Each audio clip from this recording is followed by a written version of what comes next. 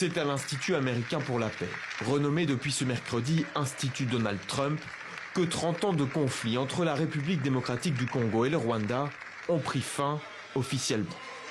Et après plusieurs échecs, cet accord est le bon pour le président américain qui se félicite d'un 8e accord de paix en moins d'un an. De nombreuses administrations ont essayé, mais probablement pas assez, je dirais. Surtout connaissant ceux qui m'ont précédé. Ils ont essayé si peu que les tueries ont continué à un rythme de plus en plus élevé et aujourd'hui nous avons réussi. Par cette signature, Kinshasa et Kigali s'engagent notamment à respecter un cessez-le-feu permanent, au désarmement des forces non étatiques et conviennent de dispositions pour le retour des millions de réfugiés et de poursuites judiciaires contre les criminels.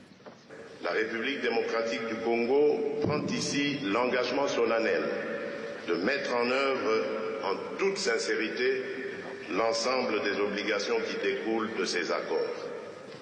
Nous le ferons avec sérieux, avec rigueur et avec le souci constant de la paix, de la sécurité de nos populations. Mais avec Donald Trump, la paix s'accompagne toujours de contrats juteux. C'est la clé de voûte de cet accord. Un partenariat stratégique qui permettra aux États-Unis d'exploiter les ressources naturelles de la région.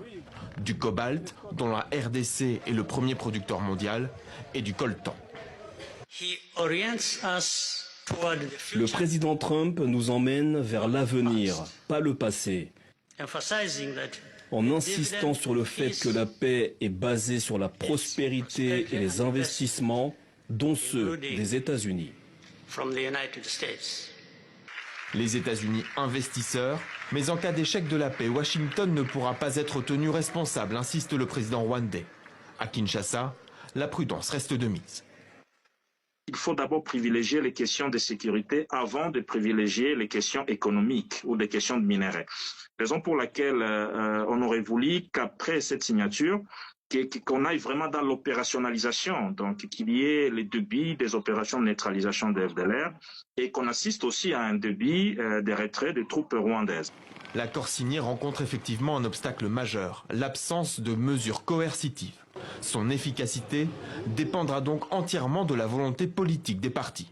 Sur le terrain pourtant, les combats font rage en plusieurs points de la ligne de front dans la province du Sud Kivu.